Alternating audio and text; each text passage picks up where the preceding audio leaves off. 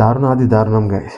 ఇలాంటి కేసు గురించి మనం ఎప్పుడైనా మాట్లాడుకుంటామని చెప్పేసి నేనైతే ఎప్పుడు అనుకోలేదు. ఈ మధ్య చాలా మటుకైతే ఇలాంటి కేసెస్ నడుస్తున్నాయి. సుబ్బమ్మ అనే మహిళకి 3 కుమార్తెలు ఉన్నారని, ఆమె పెద్ద కుమార్తె అయినటువంటి మాధవిని ఎవరికి చెప్పకుండా బయటికి వెళ్ళిందని చెప్పి ఫిర్యాదు ఇవ్వగా, అటు ఫిర్యాదు మేరకు కేసు నమోదు చేయడం సోషల్ మీడియాలో. సో గైస్, ఈ కేసు వచ్చేసి హైదరాబాద్లో జరిగిన ఒక wife and husband case guys. Husband Gurumurthy, wife Madhavi గారు. ఈ కేసు గురించి అయితే మీరు ఆల్రెడీ విన్నుంటారు, కానీ ఇంకా డీప్గా మనం మాట్లాడుకుందాం. అసలు ఏం జరిగింది, ఎలా జరిగింది, ఎందుకు జరిగింది, ఈ 3 థింగ్స్ అయితే మనం పెట్టుకొని మాట్లాడుకుంటున్నాం. సంక్రాంతికి వాళ్ళ వైఫ్ వాళ్ళ పిల్లల్ని అయితే వాళ్ళ ఇంటికి పంపించింది అనమాట, వాళ్ళ పేరెంట్స్ వాళ్ళ ఇంటికి. తర్వాత వీళ్ళిద్దరి మధ్యలో చిన్న గొడవ అయితే వచ్చింది అనమాట. ఆ గొడవ ఎందుకు వచ్చింది ఏం లేదు, దీని గురించి ఇంకా డీటెయిల్స్ రావాలి.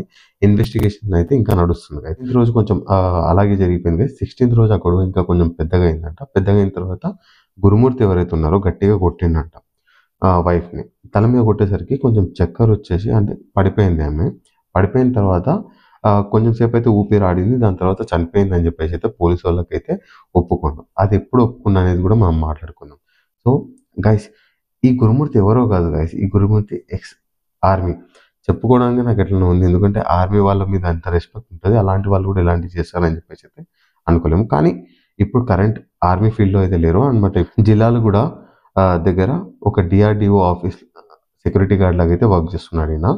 సో సెక్యూరిటీ గార్డ్ లాగా వర్క్ చేస్తుంది, ఫ్యామిలీని రన్ చేస్తున్నారు అదే జిల్లాలో కూడా. డిఆర్డిఓ సెక్యూరిటీ గార్డ్ ఉండి అసలు ఇంతగానం ప్లాన్ ఎట్లా చేసిండో నాకు అయితే అర్థం అవ్వట్లేదు. చంపిన తర్వాత చనిపోయింది అని, కొట్టిన తర్వాత చనిపోయింది అని చెప్పేసి కొద్దిసేపు అయితే ఊపిరి ఆడిందంట, దాని తర్వాత చనిపోయింది. కానీ దాని తర్వాత మనోడు ఎట్లయితే గేమ్ని ట్విస్ట్ చేసిండో ఒకసారి చూడండి. అతను 16th రోజు మార్నింగే చనిపోయిందని చెప్పి ఆయనకు తెలుసు. కానీ ఎలాంటి బయటికి వెళ్ళకుండా వాళ్ళ పేరెంట్స్కి ఫోన్ చేసి, మీ అమ్మాయి నేను నిన్న నైట్ గొడవ పడ్డాం, దాని తర్వాత మీ అమ్మాయి ఎక్కడికో బయటికి వెళ్ళిపోయింది, మీ దగ్గరికి ఏమైనా వచ్చిందా, మీతో ఏమైనా మాట్లాడుతుందా అన్నట్లయితే బిహేవ్ చేసిండంట కాల్ చేసి. దాని తర్వాత వాళ్ళ పేరెంట్స్ కొంచెం పానిక్ అయిపోయి, లేదు మా దగ్గర రాలేదు అన్నట్లు మాట్లాడారంట. సరే, ఇప్పుడు ఈయన ఏం చెప్పిండో తెలుసా దాని తర్వాత, ఆగండి, ఏ పానిక్ ఏం కాకండి, ఇప్పుడు వెళ్ళింది కదా, మైట్ బి ఈ రోజు ఎండ్ ఆఫ్ ద డే అయినా ఎప్పుడైనా వస్తుందేమో అని చెప్పి చెప్పారు. ఈ వస్తుందేమో అని చెప్పి ఒక చిన్న ఎల్యూజినేషన్ వాళ్ళకి పేరెంట్స్కి ఇచ్చేసి, దాని మధ్యలో మనోడు ఇక్కడ మొత్తం క్లీన్ చేద్దామని చెప్పేసి అనుకున్నాను.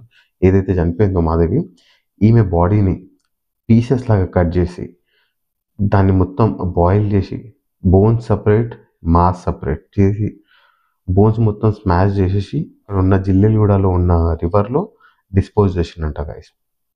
సో ఆల్మోస్ట్ ఇది జరుగుతున్న ప్రాసెస్లోనే వాళ్ళ ఇంటి దగ్గర కొంచెం స్మెల్ అనేది వస్తుంది, అంటే గలీ స్మెల్ అయితే వస్తుంది కదా. ఆబ్వియస్లీ కొంచెం బాడీ డిస్పోజ్ చేస్తున్నప్పుడు కొంచెం స్మెల్ అయితే వస్తుంది కదా. ఇంటి పక్కన వాళ్ళు నైబర్స్ వెళ్ళి అడిగిన తర్వాత మనోడు ఏం చెప్పిండంటే, లేదు మా డాగ్ ఏదైతే ఉందో చనిపోయింది, సో అది మేము లేట్గా రియలైజ్ అయినాం, దానివల్లనే ఈ స్మెల్ వస్తుంది అని చెప్పేసి అయితే కన్ఫ్యూజ్ చేసిండంట మనోడు పోలీసు వాళ్ళకి. ఇలా చెప్పినా అని చెప్పేసి. సో ఓకే అనేది వరకు ఏదైతే నైబర్స్ ఉంటారో వాళ్ళు కామెంట్స్ చెప్పారు. దాని తర్వాత అంత స్మెల్లో కూడా మీట్ ఏదైతే ఉందో, బాడీ మీట్ ఏదైతే ఉందో దాన్ని బాయిల్ చేస్తుంటే పెద్ద పెద్ద విజిల్ సౌండ్స్ వస్తాయి కదా గైస్.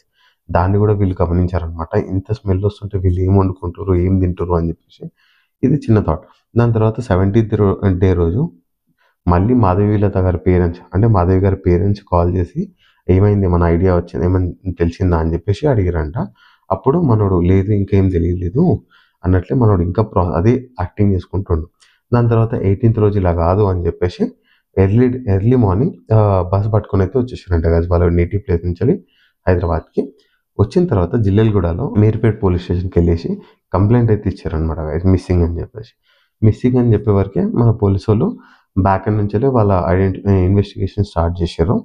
ఇన్వెస్టిగేషన్ స్టార్ట్ చేసి ఫస్ట్ వాళ్ళ ఇంటికి వెళ్ళిన తర్వాత వెళ్ళి అక్కడ నేబర్స్ని కనుక్కొని లోపలికి వెళ్ళి కొంచెం ఇన్వెస్టిగేషన్ చేసే వరకే వీళ్ళకి అనుమానం వచ్చేసింది. ఎందుకంటే నేబర్ చెప్పారు కదా, అదేదో గలీ స్మెల్ వస్తుంది. దాని తర్వాత అక్కడికి వెళ్ళిన తర్వాత లోపల మనం మటన్ షాప్లలో చాప్ చేస్తాం కదా కట్టెలు, అలాంటివి దొరికినాయంట. ఆ కట్టె దుమ్మ అంటారు జనరల్గా, ఆ దుమ్మ దొరికింది. దాని తర్వాత బ్లడ్ ట్రేసెస్ కూడా అయ్యాయి కొన్ని. దాని తర్వాత వాళ్ళకి ఐడియా వచ్చేసింది అసలు ఏం జరిగింది ఏం లేదు అని చెప్పేసి. దాని తర్వాత మళ్ళీ వీళ్ళ ముగ్గురిని పోలీస్ స్టేషన్కి తీసుకెళ్ళి ఏం జరిగింది ఏం లేదు అన్నట్లు గురుమూర్తిని అయితే గట్టిగా క్వశ్చన్ చేశారు. వాళ్ళ స్టైల్లో క్వశ్చన్ చేసే వరకు అయితే ఈ స్టోరీ మొత్తం బయటకు వచ్చింది గైస్ ఇలా జరిగింది అని చెప్పేసి. కానీ ఇంకా ఇక్కడ ట్విస్ట్ ఏంటంటే, గురుమూర్తి అయితే ఒప్పుకున్నాడు ఇది అయింది అని చెప్పేసి.